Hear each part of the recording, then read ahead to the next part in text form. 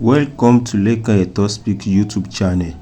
Thanks for watching. Please don't forget to subscribe.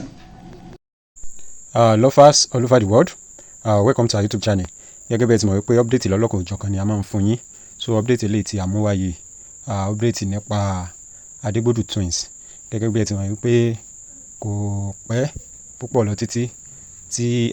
olóògbé Taiwo tí Ọlọ́run pín sọ́dọ̀ tó jáde láyé. So wọ́n ṣe burial, wọ́n ṣe arrangement, wọ́n dáwó. So owó tí wọ́n dá, wọ́n fi ṣe arrangement bí wọ́n ṣe ṣe òkú, ṣe gbogbo ẹ̀. So a wá rí tí Kẹ́hìndé Adegbodu Sake tó jáde síta tó fi fídíò léde lórí ìkànnì ayélujára wọn. So ó ṣàlàyé lẹ́kùnrẹ́rẹ́ wípé àwọn kan threatening life òun àti life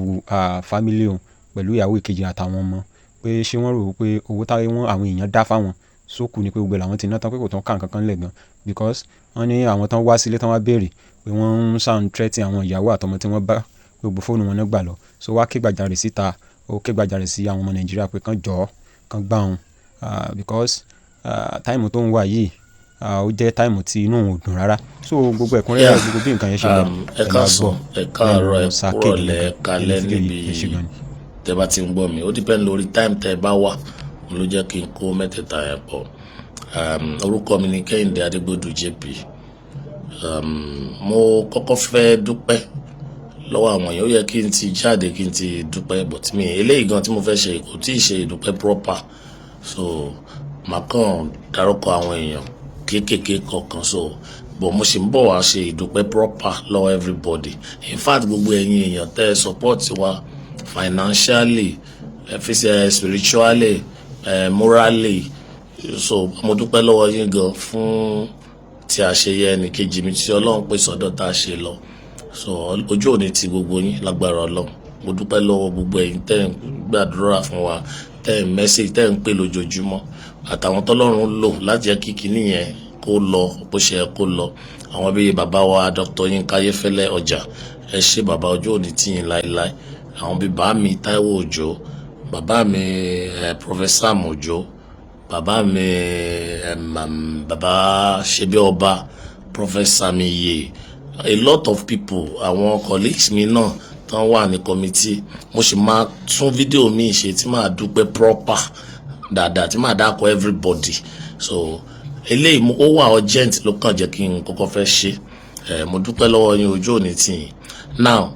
to my point tó mú mi ṣe fídíò yìí gangan, mi ò kì í ṣe social media person.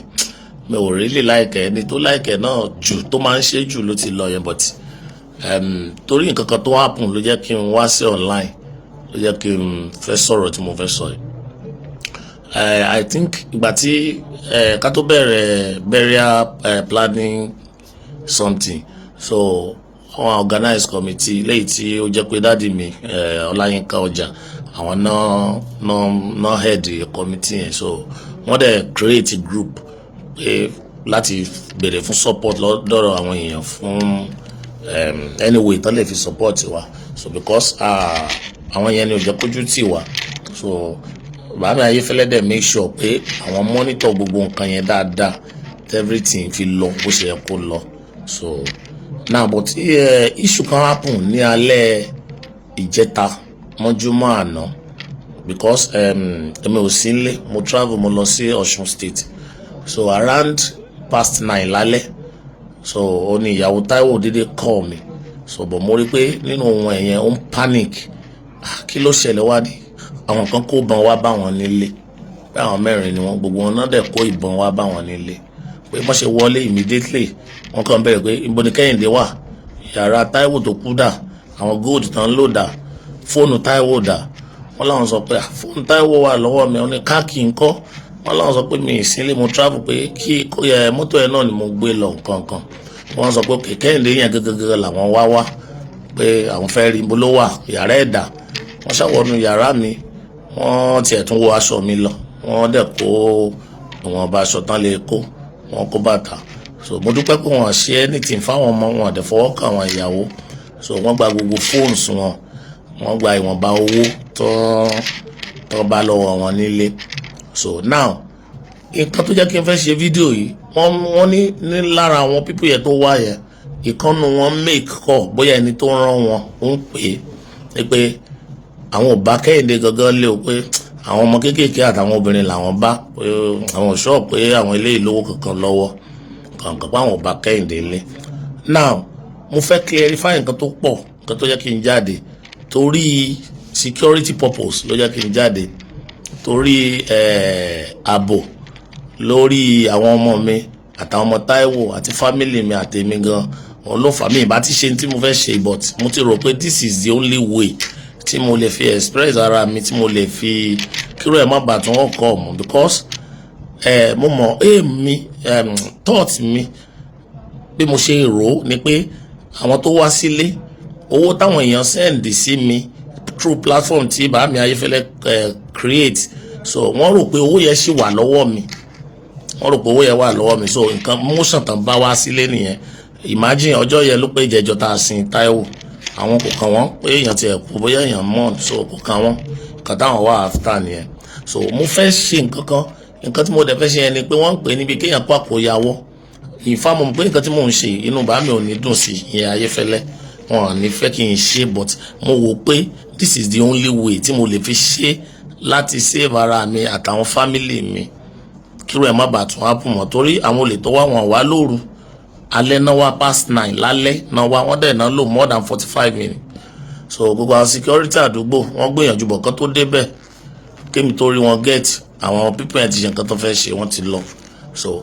mo fẹ́ post iye owó tó wọlé then màá post bá a ṣe náwó yẹn síta received everything because ká tó sin Táíwò àti parí building yẹn so in fact level pé a ti kàn a ti ṣe window a ti ṣe front door sí méjèèjì so ó kù plastering àti fence floor many things so inú owó yẹn náà la dẹ̀ ti ṣe so màá post àwọn receipt yẹn sí online màá dẹ̀ fi account balance mi síbẹ̀ kẹ́ ẹ má bàa ẹ̀yin tẹ́ ẹ̀ ń wá kẹ́ ẹ má bàa rò pé owó kankan wà lọ́wọ́ mi kò sí owó kankan lọ́wọ́ mi ò tẹ́ ẹ bá wá ẹ̀kan fẹ́ wá fìyà jẹ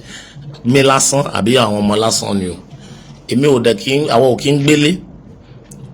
ẹ má hàmù àwọn ọmọ torí kò sí nǹkan tó kan àwọn ọmọ yìí níbi nǹkan tó ṣẹlẹ̀ yìí mo mọ̀ pé owó yẹn lẹ need but kò sówó yẹn lọ́wọ́ mi mọ́ o mi ò gbọ́dọ̀ parọ́ fún yín o mi ì parọ́ o màá fi account balance mi màá fi hàn yín in fact kò ní jẹ́ account tó ń sanwó sí nìkan gbogbo account tí mo ní màá send gbogbo ẹ̀ balance tó wà bẹ́ẹ̀ kẹ́ ẹ lè mọ̀ pé mi ò lówó kankan lọ́wọ́ tó wáyé pé nǹkan tẹ́ ń wá nìyẹn mi ò lówó lọ́wọ́ èmi ò dẹ̀ lára ìyá o it's true mo mọ̀ nǹkan tí mò ń sọ o so nǹkan tó ṣẹlẹ̀ ní ẹ tó yẹ kí n come online kí n sọ̀rọ̀ yìí o because wọ́n ní téèyàn bá dákẹ́ tààrà ẹ̀ máa bá dákẹ́ àìlè sọ̀rọ̀ dẹ̀ ní bẹ̀rẹ̀ orí burúkú time tí mo wà yìí kò ń ṣe gbogbo nǹkan báyìí ló yẹ kí n tún máa face but mo mọ̀ pé ìlú tá a wà kò sí ní tó kàn àwọn kan so nǹkan táwọn wà after náà wà after so tó bá yẹ pé mo mọ̀ pé olè ilé ló máa ń ṣílẹ̀kùn fún títà tó bá yẹ pé lára ẹ̀yin tẹ́ ẹ mọ̀ nípa kínní ni ẹ̀ ń rò pé bóyá owó sì wà lọ́mì kan wá gbà yòókù kò sówó in fact owó yẹn gan kò tún tó àtúntì náwó mi lọ nílé ẹ̀ torí kò ì parí tán náà àkànṣáré ṣe gbogbo ìyẹn ká fi ṣe bẹ́rẹ̀ ká fi sin Táíwò síbẹ̀ ó ní o so máa post everything so online ẹ jọ̀ọ́ mo bẹ̀ yín o mi ìgbéraga o kò sówó lọ́wọ́ mi o mi ìparọ́ fún yín o mi ò live fake life àwọn ò kí ń gbé fake life o mọ́tò tí mò ń tà ń lò wọ́n fún wa ní o àfọwọ́ ara wa rà o ẹ jọ̀ọ́ mo bẹ̀ yín ẹ bá mi ẹ jọ̀ọ́ ẹ jẹ́ káwọn family mi wà àtàwọn ọmọ Táíwò ẹ jẹ́ kọ́kàn wọn balẹ̀ because láti ìjẹta yẹn ẹ̀rù ń bá àwọn ọmọ yẹn wọ́n láwọn ò lè sunlé níbo ni mo fẹ́ kó wọn lọ kò síbi tí mo fẹ́ kó wọn lọ Ọ̀ṣun tí mo wà ọkàn mi ò papọ̀ mi ì lè ṣe nǹkan tí mo lọ ṣe ń bẹ̀ mọ́ tí mo fi padà wá sílé ẹ jọ̀ọ́ mo bẹ̀ yín ni o lẹ́yìn fídíò yìí màá ṣe gbogbo receipt yẹn bó ṣe jáde iye tó wọlé màá kọ́kọ́ gbé síbẹ̀ bó ṣe jáde bá ṣe náwó màá sọ everything síbẹ̀ ẹ máa rí Bàámi Ayéfẹ́lẹ́ tẹ́ bá rí fídíò ẹ jọ̀ọ́ ẹ má bínú pé mi ì fi lọ yín kí n tó ṣe ẹ jọ̀ọ́ bó ṣe gbà ló jẹ́ kí n ṣe bẹ́ẹ̀ mo fi Ọlọ́run mo fi bẹ̀ yín ẹ̀rù ló ń bá èmi o because èmi ò bá tẹnì kankan jẹ́ mi ì dẹ̀ rórí kí tẹ̀yìn kankan má da o mi ì dẹ̀ ever ro ikú sí Táíwò ní 50 years to this time so ẹni tó bá rò pé torí irú nǹkan tó ṣẹlẹ̀ bóyá torí ẹ̀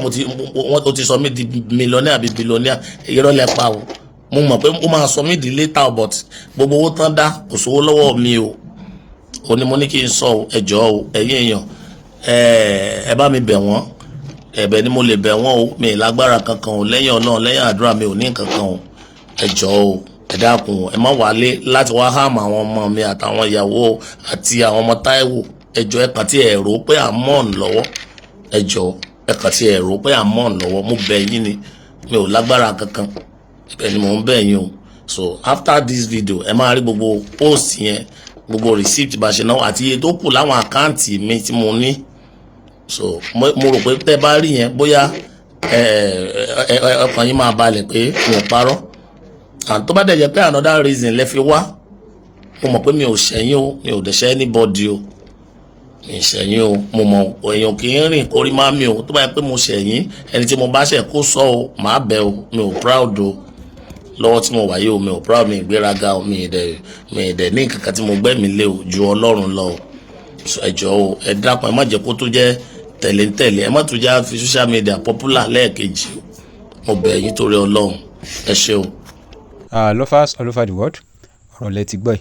kí Ọlọ́run bá kó ṣàánú wa kọ́lọ́ má jẹ́ ká sì ṣe kọ́lọ́ má jẹ́ ká sì rìn kọ́lọ́ máa gbà á lọ́wọ́ ẹni ibi tí ń sọ̀yàn tí yóò mọ̀ pé ń sọ̀yàn because irú eléyìí ó tún jẹ́ nǹkan tí ó báyàn lẹ́rù ẹni tí ìkejì ẹ̀ ṣẹ̀ṣẹ̀ kú tó jẹ́ pé ó ṣe ń bọ̀ wá sípò ni ó wà nínú ìbànújẹ́ ẹ̀ tí wọ́n ń threaten life ẹ̀ láti gba owó kọ́lọ́ ṣàánú wa Nàìjíríà tá a wà yìí